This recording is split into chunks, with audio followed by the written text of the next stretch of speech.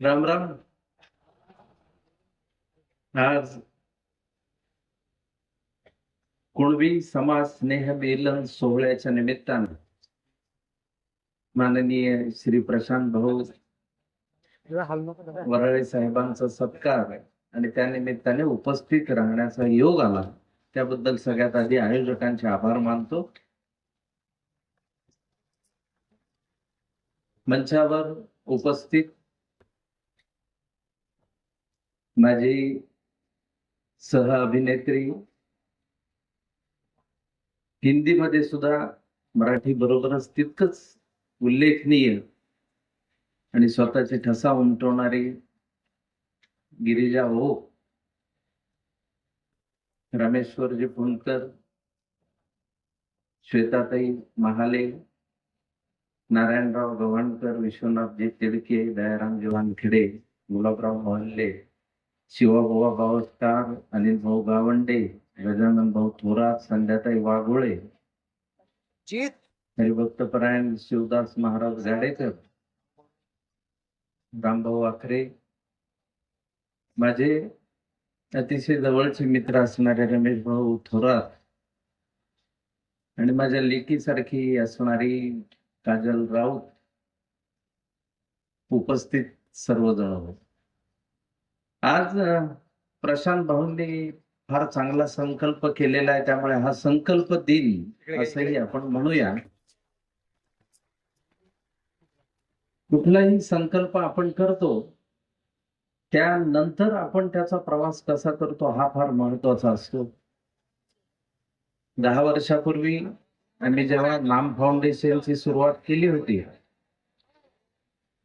मराठवाडा, विदर्भ अशा 2 ठिकाणाहून सुरुवात केली, त्यावेळी बऱ्याच जणांना समाज असा असतो, समाजामध्ये जसं चांगलं बोलणारे असतात तसेच वाईट बोलणारे असतात. बऱ्याच जणांना असं वाटलं की यांचं काहीतरी उद्दिष्ट असेल, राजकारणात यायचं असेल, कुठल्या तरी पार्टीत जायचं असेल. पण 10 वर्षामध्ये बऱ्याच निवडणुका आल्या गेल्या, आम्ही कुठंच दिसलो नाही. त्यामुळे लोकांचा विश्वास बसला की हा, हे राजकीय लोक नाहीत, हे खरोखरीच शेतकऱ्यांसाठी काम करणारे लोक आहेत. आज 10 वर्षामध्ये महाराष्ट्रातच चांदा ते बांदा इथपर्यंत नाम फाउंडेशनचं काम मोठं. नुसतं पाण्याचं काम सांगायचं झालं तर महाराष्ट्रभरात जवळपास 17 TMC एवढं पाण्याचं काम नाम फाउंडेशनच्या वतीनं उभं करण्याचा आनंद आम्हाला सर्वांना मिळालेला आहे. हे सर्व लोकसहभागातून आपल्या सगळ्यांच्या एकत्रीकरणामुळे झालं. आज तुम्ही स्नेहमिलन मेळावा घेतलाय, त्यात रामभाऊंनी बरेच तक्रारी केल्या, तरुण आलेले नाहीत, बरीच मंडळी वेगवेगळी वागतात, वेगळं राहतात. पण आजच्या तारखेला आज या ठिकाणाहून मी सांगतो की जोपर्यंत या देशात शेतकरी एकत्र येणार नाही तोपर्यंत त्याला न्याय मिळेल असं मला वाटत नाही. शेतकरी बांधवांनी एकच जात यापुढे लक्षात ठेवायची, आपण शेतकरी, आणि सगळ्यांनी मिळून काम केलं तर उभं राहण्याची शक्यता आहे. कारण फार साधे साधे मुद्दे आहेत, साधी गणित आहेत. 73 साली पहिला वेतन आयोग लागू झाला, त्यावेळी एखाद्याचा पगार 75-100 रुपये होता. तेव्हा सोनं 400 रुपये तोळा होतं. जुन्या माणसांना माहित असेल, तेव्हा 11.5 ग्राम सोनं यायचे एका तोळ्यामध्ये, आणि कपाशीचा भाव 500 रुपये होता क्विंटल. आज 2025 आहे. एखाद्याचा पगार हा 1,00,000-1.5 लाखाच्या घरात गेलाय. सोन्याचा भाव 1,00,000-1.5 लाखाच्या घरात चाललाय. कपाशीचा भाव 3,000, 4,000, 5,000 याच्यातच अडकलेला आहे. तर मला असं वाटतं की ही विषमता, शेतकऱ्यांची सर्वार्थाने सगळीकडून चाललेली लूट थांबणं ही फार महत्वाची गोष्ट या देशाला जर महासत्ता व्हायचं असेल तर आवश्यक आहे, असं माझं वैयक्तिक मत आहे. या निमित्ताने गेल्या 10 वर्षात सर्व बाजूच्या शेतकऱ्यांचं दुःख जवळून पाहता आलं. मराठवाड्यातल्या, विदर्भातल्याच नव्हे तर कोकणातल्या, तळ कोकणातल्या, पश्चिम महाराष्ट्रातल्या सगळ्या शेतकऱ्यांचं, सर्व शेतकरी बांधवांचं दुखणं सारखं आहे. फक्त ते वेगवेगळ्या हेडिंग खाली काम करतात एवढंच आहे. कोणी कपाशीचं हे करतं, कोणी सोयाबीनचं करतं, कोणी ऊसाचं करतं, कोणी द्राक्षाची शेती करतं, कोणी हापूस आंब्याची शेती करतं. पण सगळ्यात महत्वाचं, समस्या सगळ्यांची एक आहे की त्याला म्हणजे साधा मुद्दा मला असा वाटतो की एका लोखंडाच्या सळीपासून त्याचे खिळे बनवणारा जो माणूस असतो तो त्याची किंमत ठरवतो. त्याला विचारलं तो काय करतो, तो म्हणतो मी बिझनेसमन आहे. मग एका दाण्याच्या धान्यापासून हजारो दाणे बनवणारा शेतकरी आज बिझनेसमन का नाही, हा मला पडलेला प्रश्न आहे. म्हणून कलावंतगिरी करता करता आपण याही बाजूला मदत केली पाहिजे असं माणूस म्हणून जेव्हा जाणवलं, त्यावेळी अंशतः मला नाम फाउंडेशनचा एक सदस्य होता आला याचा आनंद आणि 10 वर्ष या कामात देता आले ह्याचाही मला मनापासून आनंद आहे. आज अतिवृष्टी झाली महाराष्ट्रात, कधी नव्हे त्या परिसरात कधी नव्हे एवढा पाऊस पडला. त्याच्यावर आता चर्चा चर्वण होत राहतील. कधी अतिवृष्टी असते, कधी अनावृष्टी असते, कधी लाल निना इफेक्ट असतो, कधी अल निनो इफेक्ट असतो. ह्या सगळ्या गोष्टींवर भाष्य केलं जाईल. पण या मंचावरून एक कळकळीचं आवाहन मी सर्व बँकांना, पतसंस्थांना, मायक्रो फायनान्स वाल्यांना करतो की कृपया या काळात शेतकऱ्यांकडे वसुलीला जाऊ नका, तुम्हाला हात जोडून विनंती. या बाबतीत सरकारने काही कठोर पावलं उचलावीत असं माझं स्वच्छ मत आहे. 800, 850, 900 रुपये जर हप्ता असेल तर त्या शेतकऱ्याच्या घरी जाऊन त्याचा अपमान करू नका. अतिवृष्टीमुळे सगळं झोपलेले हे बघायला वेगळ्या गोष्टीची गरज नाही, आपल्या सगळ्यांना माहिती आहे. आता ड्रोन पण उपलब्ध आहे. ड्रोनच्या शॉट मधनं आपण पाहिले रस्ते पाण्याखाली, शेत पाण्याखाली, बऱ्याच जणांची शेतीच खरवडून गेलेली. आता शेती नव्याने उभं करणं हेच मोठं आव्हान आहे. मग आधी घेतलेल्या कर्जासाठी ते कुठून परतफेड करणार, हा साधा विचार करण्याचा मुद्दा आहे. त्यामुळे हा तो काळ आहे जिथे माणसाने माणसांचा माणुसकीसाठी विचार करणं फार महत्वाचं आहे. कारण कसं असतं की समाजामध्ये कोट्याधीश, अब्जाधीश खूप माणसं असतात, पण देण्याची वृत्ती त्याची आहे की नाही हा फार महत्वाचा मुद्दा आहे. झाकली मूठ 1.25 लाखाची हे तुम्हाला सगळ्यांना माहिती आहे. आपल्याकडे म्हण आहे, झाकली मूठ 1.25 लाखाची. ती आली कशी माहिती का? एका राज्यामध्ये एकदा एक जुनाट मंदिर होतं आणि राजाने सांगितलं की अरे ह्याचा जीर्णोद्धार केला पाहिजे, हे नवीन केलं पाहिजे मंदिर. आणि त्या मंदिराच्या पुजाऱ्यावर राजाने जबाबदारी टाकली, म्हणले तू हे काम कर. ते म्हणलं बरं महाराज. आता राजांनी जबाबदारी टाकली म्हणल्यावर त्यांनी 6,000चं कर्ज काढलं आणि एकदम नवीन मंदिर करून टाकलं. रंग भिंग सगळं स्वच्छ एकदम. राजा आला, राजाने बघितलं मंदिर तर नवीन झालेलं, पुजाऱ्याला अभिनंदन केलं आणि त्याच्या हातात 4 आणे ठेवले. पुजारी हबकला, 4 आणे? म्हणलं 6,000चं कर्ज घेतलंय, आपल्याला वाटलं राजा असं काहीतरी देईल चांगलं, 4 आणे. तो घट्ट मुठच दाबून बसला. लोक विचारायला लागले राजाने काय दिलं. नाही, मग फार महत्वाची वस्तू दिली राजा, दाखवता येत नाही म्हणलं. लोक अजून गर्दी करून काय मुठीमध्ये, नाही नाही काहीच नाही म्हणलं, महत्वाची गोष्ट दिली महाराजांनी, कुणालाच दाखवता येत नाही, काहीच नाही. गदारोळ पसरलं, सगळे विचारायला लागले राजाने त्याला काहीतरी दिलं आणि त्याने मुठीत झाकले, कोणालाच दाखविना. तो म्हणल्यावर कस काय दाखविना काय? हळूहळू राजापर्यंत ही बातमी गेली. पुजारी काही मूठ उघडीना आणि तो काही कुणाला दाखविना. राजा परत आला, त्यांनी 1.25 लाख रुपये पुजाऱ्याला दिले सगळ्यांसमोर आणि हळूच त्याची मूठ हातात घेतली आणि ती 4 आणे काढून घेतली. तेव्हापासून झाकली मूठ 1.25 लाखाची ही म्हण प्रचलित झाली. प्रशांत भाऊ, तुमची देण्याची वृत्ती आहे असं आज तुम्ही जाहीररित्या कबूल केलंय म्हणून मला जास्त आनंद झाला.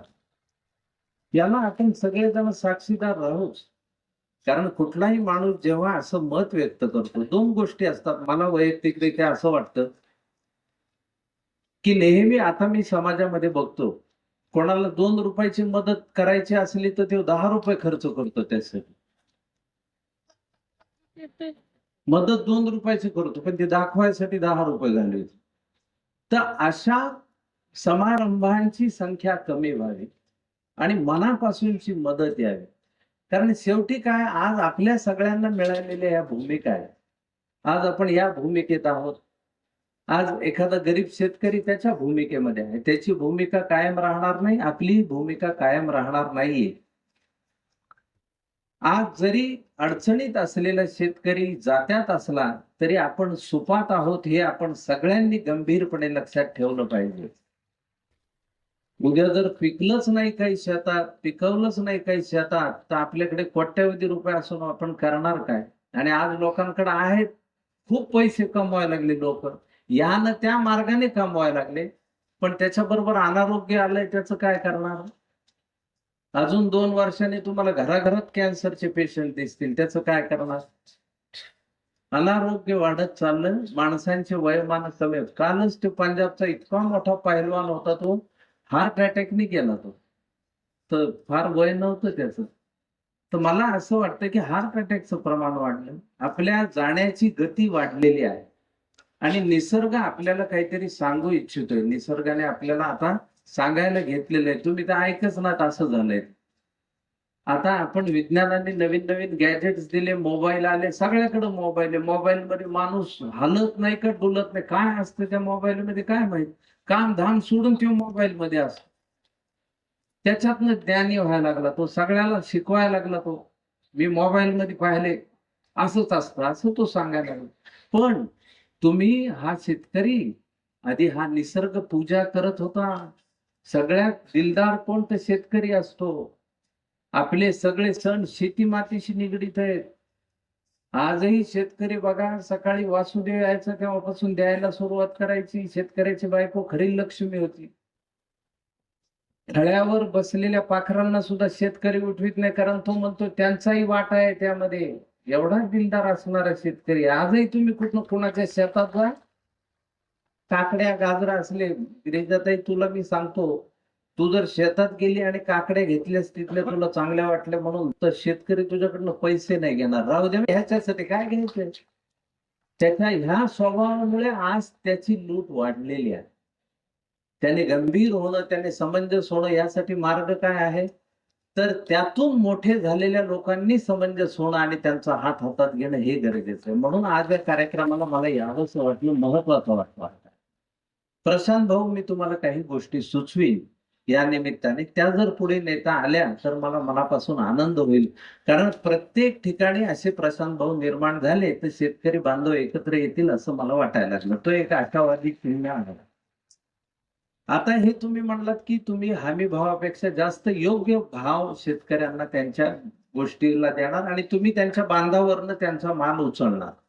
तुम्ही त्यांची सोय सुविधा चांगली केली, ॲक्वागार्डचं पाणी फुकट आहे किंवा बसायला चांगल्या गोष्टी आहेत, पण त्यांच्या बांधावरनं तुम्ही तिथंच पैसे देऊन, म्हणजे त्यांच्या ट्रान्सपोर्टचा खर्च तुम्ही कमी करताय, त्यांचे ते चढाईचा खर्च तुम्ही पॅकिंगचा खर्च कमी करताय, तुम्ही त्यांना डायरेक्ट ते पैसे देताय. ही पहिली स्टेप अतिशय महत्वाची. मला असं वाटतं, बऱ्याच शेतकऱ्यांना एकत्र आणून तुम्ही गट शेतीचे वेगवेगळे प्रयोग राबवावेत असं माझं मत आहे. त्यामधनं तुम्हाला काय होईल की खूप साऱ्या गोष्टी साध्य करता येतील. म्हणजे मला असं वाटतं की आता शेतकऱ्यांनी एका पिकावर अवलंबून राहू नये. त्यांनी खरीपावर अवलंबून राहू नये. त्याला वर्षातनं गेला बाजार एक 5-6 तरी उत्पादनं पाहिजे, ज्याच्यातनं त्याचा चरितार्थ चालेल, ज्याच्यातनं हे नुकसान झालं, अतिवृष्टी झाली, काही झाली, निसर्गाने कोप केला, तर त्याला सावरता येईल अशा गोष्टी त्याच्याजवळ पाहिजे. म्हणजे काय पाहिजे, तुम्ही मधमाशी पालनाचं जास्त या सगळ्या ह्याच्यामध्ये पसरवा. कारण आता मध हा सुद्धा एक वेगळा ब्रँड तयार होऊ शकतो. तुम्ही शेळ्या वाटायला सुरुवात करा. आम्ही नाम फाउंडेशन जेव्हा सुरू केलं त्यावेळी काय करायचं हे आम्हाला माहित नव्हतं, पण आम्ही हळूहळू असं सुरुवात केली. काही आमच्या भगिनींना आम्ही शेळ्या वाटल्या. त्याच्यातली मी तुम्हाला उदाहरणं सांगतो. आपलं वाशिम जिल्हा आहे, माळेगाव नावाचं गाव आहे. तिथे बेबीताई वाघ नावाच्या एका ताईला आम्ही शेळी वाटप केल्या. आज त्या ताईकडे 20 पेक्षा जास्त शेळ्या आहेत. नवरा गेलाय आत्महत्या करून, पण ती घर सांभाळतीये. पुरुष जातो. एक लक्षात ठेवा, आत्महत्या करायची नाही. तुमच्या आत्महत्येने तुम्हाला असं वाटतं तुमच्या पुरता प्रश्न संपतो, पण तुम्ही कुटुंबासमोर एक मोठा प्रश्न तयार करून पळपुट्यासारखे जाता, एवढं लक्षात ठेवा. त्यामुळे कुणीही आत्महत्या करायची नाही. आज आम्ही बघतो 10 वर्षात इतक्या महिलांना, इतक्या भगिनींना संसार चालवताना आम्ही बघितले, आणि त्याचं आम्हाला कौतुक. माझ्याकडे नावासहित त्यांची उदाहरणं आहेत. विदर्भातलीच उदाहरणं मी तुम्हाला कितीतरी सांगू शकतो. आमच्या वर्धा जिल्ह्यातल्या रसुलाबादला शोभाताई पंधरे आहेत. आम्ही जेव्हा मदत केली त्यावेळी त्या माऊलीने एक गाय घेतली. आज त्या गायीच्या बळावर तिचा संसार चालू आहे. ती लेकरं सांभाळते, त्यांची शिक्षण करते. आमच्या वडनेर गंगाई दर्यापूर जिल्हा अमरावती इथल्या जरीना बानू नावाच्या ताईला आम्ही शिलाई मशीन दिली होती. आज तिचा संसार त्या शिलाई मशीनच्या माध्यमातून चाललाय. आम्ही निलंग्यातल्या कळमुगळी नावाच्या गावच्या शिलाताई सूर्यवंशीला जेव्हा मदत केली तेव्हा सुरुवातीला आम्ही 15,000 रुपये द्यायचो, आता 25,000 रुपये देतो. 15,000 दिले त्यावेळी शिलाताईंनी शिलाई मशीन घेतली आणि आज शिलाताईकडे 20 शिलाई मशीन आहेत आणि 20 महिलांना रोजगार शिलाताईने दिलेला आहे. करण्याची वृत्ती असते माणसांना, फक्त तुम्ही उभं करायचं असतं. आपल्या यवतमाळ मध्ये पिंपरवाडी नावाचं गाव आहे पुसद तालुक्यामध्ये. तिथे कैलास चव्हाण नावाचे शेतकरी, अजूनही तुम्ही कोणी त्यांना भेटू शकता. कैलास चव्हाणनी 3 वेळा जीव द्यायचा प्रयत्न केला. तर मग नंतर आम्ही भेटलो, म्हणलं आता वरही तुम्हाला एंट्री नाही तर तुम्ही थांबा, कशाला घाई करू लागा.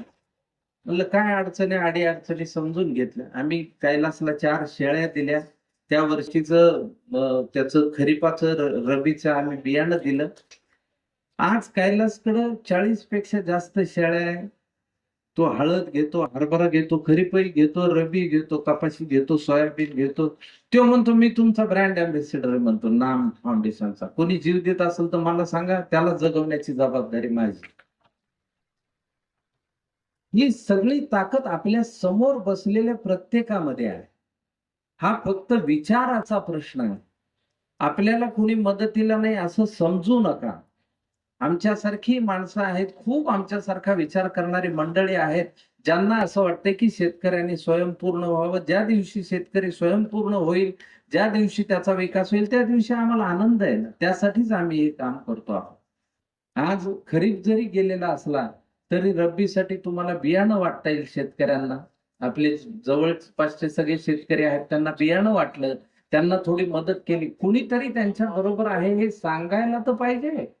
तर आपण सगळे मिळून आज या मंचावरून सांगू की आम्ही आहोत तुमच्या बरोबर, तुम्ही काळजी करू नका. जसं होईल तसं होईल, आपण टेकी माकी नका होईना त्यांना उभं करण्याचा प्रयत्न करू. आणि त्यात खूप काही लागत नाही.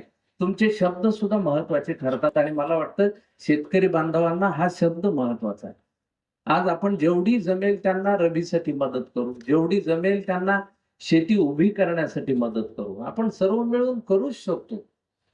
कारण शेवटी काय आहे, आपल्याला सगळ्यांना लाकडाची गोष्ट माहिती आहे. एक लाकूड पटकन तोडता येतं, मोळी तोडता येत नाही. त्याच्यामुळे जेव्हा शेतकरी बांधव एकत्र येईल तेव्हा त्यांचा आग्रह जास्त होऊन त्यांच्या गोष्टींची वाच्यता सर्वांपर्यंत पोहोचून उद्या त्याविषयी चांगले निर्णय घेतले जातील आणि चांगल्या गोष्टी येतील. कारण निसर्गाने ज्या अर्थी हातात घेतलंय त्या अर्थी निसर्ग काहीतरी बदल करू इच्छितोय, त्याच्या मनात काहीतरी आहे हे निश्चित आहे. आपण पाखरांचा सुद्धा अलीकडे विचार करत नाही, पक्षी पण बघत नाही. या दुनियेतले अर्धे झाडं पाखरांनी लावलेली आहेत, त्यांना का द्यायचं नाही? त्यांच्या विष्ठेतनं अर्धे झाडं उभं राहिलेले, ज्याचा ऑक्सिजन आपण घ्यायला लागलो. आणि माणूस म्हणून आपण काय करतोय, जमेल तेवढी झाडं तोडायला, विकास करायला लागलो, मोठाले रस्ते उभे करू लागले. पण हा विकास करताना आपण ती झाडं तोडली. हा रस्ता जर चांगला झाला तर त्या रस्त्यावरनं प्रवास करणं सोयीचं होतं, पण त्याच्यावर वाढलेल्या गाड्यांचं काय, त्याच्यातनं होणाऱ्या अपघातांचं काय, त्याच्यामुळे जगातलं संपत जाणाऱ्या इंधनाचं काय, त्याच्यामुळे प्रदूषण होऊन होणाऱ्या आजारांचं काय, विकासाबरोबर जे साईड इफेक्ट आहेत त्याचाही बारकाईनं विचार होणं गरजेचं आहे, असं मला या निमित्ताने वाटतं. आपण सर्वांनी मिळून काही गोष्टी ठरवायच्या आणि काही गोष्टी करायच्या असतात. मी तुम्हाला सांगतो प्रशांत भाऊ, 1 एकरचं एकात्मिक मॉडेल तुम्ही उभं करून दाखवा. काही शेतकरी बांधवांना मदतीला घ्या, त्यांची 1च एकर जमीन घ्या आणि त्यांना पूरक करून द्या. त्यांना 4 उत्पन्न मिळतील असं ते करून घ्या. त्यात तुम्हाला पोल्ट्री करता येते, त्यात तुम्हाला मत्स्यबीज करता येतं, त्यामध्ये तुम्हाला शेळी करता येते, त्यामुळे भाजीपाला करता येतो, थोडेसे फळबाग करता येते आणि त्यामध्ये तुम्हाला त्या जनावरांना लागणारा चारा सुद्धा करता येतो. आपण जर डोकं वापरलं तर आपल्याला तेवढ्या ह्याच्यातनं तेवढे उत्पन्न मिळू शकतात, तेवढा शेतकरी स्वावलंबी होऊ शकतो. त्याची उत्पादन संख्या वाढली म्हणजे तो एकाच गोष्टीवर अवलंबून न राहता 4 गोष्टींवर राहील. दुसरी गोष्ट, सामूहिक विवाहाबद्दल तुमचं मनापासून अभिनंदन. आणि जे हुंडा घेतील, तुम्हाला सगळ्यांना सांगतो, जे हुंडा घेतील ते नामर्द, असं माझं वैयक्तिक मत आहे. कारण ती बायको लक्ष्मी म्हणून घरात आणायची, तिने आपल्या लेकरांना जन्म द्यायचा, तिने त्यांच्यावर संस्कार करायचे. मग ती घरात येताना भीक माग्यासारखे पैसे कशाला मागायचे तिच्या बापाकडे? काय गरज आहे त्याची? उद्या जर स्त्री टिकली नाही तर समाज कसा टिकेल? आपल्या देशाचं नाव काय? आपल्या देशाचं नाव काय? भारत. आणि आपण काय म्हणतो? भारत माता की जय. कशामुळे? भारत हा पुल्लिंगी शब्द आहे, पण आपण भारत माता म्हणतो. त्याचं कारण असं की आधी शक्तीचं महत्व आपल्या सगळ्यांना कळलेलं आहे, आपल्या जुन्या माणसांना कळलेलं आहे, म्हणून त्यांनी भारत माता म्हटलेलं आहे. आपण ज्ञानेश्वर माऊली म्हणतो. तर आपण लक्षात घ्या की ही जी माऊली आहे ती आज आपण जपली. शेतकरी आत्महत्या करतो पण त्याची माऊली नाही जात. ती लेकरं सांभाळत बसती, जिद्दीनं टिकून छिटकून. गिरिजा म्हणली ते काही खोटं नाहीये. ती सगळा संसार चालवते. त्याच्यामुळे आपण हे लक्षात घेतलं पाहिजे की आपल्या माऊलीलाही आपण उभं केलं पाहिजे. आणि या सामूहिक विवाहासाठी तुम्ही आज इथे आवाहन केलं, सगळे जण येतील, त्याचा काहीच विषय नाही. त्यामुळे त्याबद्दल तुमचं प्रशांत भाऊ मनापासून मी अभिनंदन या मंचावरून करतो. दुसरं मी तुम्हाला सांगितलं, अशा एकात्मिक शेतीचं मॉडेल आपण त्याच्यावर चर्चा करू, कशा पद्धतीनं ते करता येईल. एका एकरामध्ये 4-5 उत्पादनं घेता येतात हे जेव्हा आपल्याला कळू लागेल त्यावेळी आपल्यावरचा ताणही निघून जाईल आणि आपल्याबरोबर माणसं आहेत हे कळलं की ते सुद्धा होऊन जाईल. ज्या ठिकाणी आता आम्ही चंद्रपूर सारख्या, ताडोबा अंधारी सारख्या प्रकल्पामध्ये 2 प्रकल्प राबवले आदिवासी भगिनींसाठी.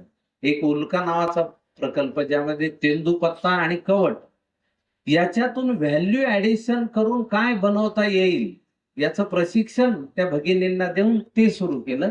आणि अजून एका बफर झोन मध्ये आम्ही काय केलं, तिथे मोहाची फक्त दारू होती एवढं आपल्याला माहिती, पण मोहाचे लाडू होतात, लोणचं होतं. हे त्या आदिवासी भगिनींना आपण मशिनरी दिली आणि त्यांना म्हणले हे जगापर्यंत तुमचं मार्केट पर्यंत पोहोचवा. आपल्याला गरज ती आहे. आज तुम्ही मला सकाळी बोलताना बोललात की मला इथलं बेसन पीठ अमेरिकेपर्यंत न्यायचं आहे. व्हॅल्यू ऍडिशन करून तुम्ही इथल्या शेतकरी बांधवांना चांगला भाव देऊन त्यांची स्वप्न पूर्ण करू शकाल. आणि सगळ्यात महत्वाचं गोष्ट, छोटी डोंगरा एवढी मधला शेवटचा सीन दाखवला, पण माझा आणि गिरिजाचा त्यामधला एक सीन आहे. त्यामध्ये मी म्हणतो की शेतकऱ्याचे महत्वाचे प्रश्न त्याच्या वैयक्तिक आरोग्याचा नाही का, त्याच्या कुटुंबाचा आरोग्याचा प्रश्न, त्याच्या मुलांच्या शिक्षणाचा प्रश्न हा महत्वाचा नाहीये का? त्याची जबाबदारी तुम्ही घेतली, याबद्दलही तुमचं मनापासून मी अभिनंदन करतो. ही देण्याची वृत्ती असावी, दातृत्वाची वृत्ती. आता काय झाले, लोकांचा विश्वास बसना. कारण खूप कालखंड झाला लोकांनी असे भले भले बघितले, चमत्कार करून सगळं काढणारे, आवळा देऊन कोहळा काढणारे, ते पाहिल्यामुळे लोकांचा विश्वास आता कमी झालेला आहे. एवढंच आहे. त्याला जबाबदार आपणच आहे, आपली वागणूकच आहे.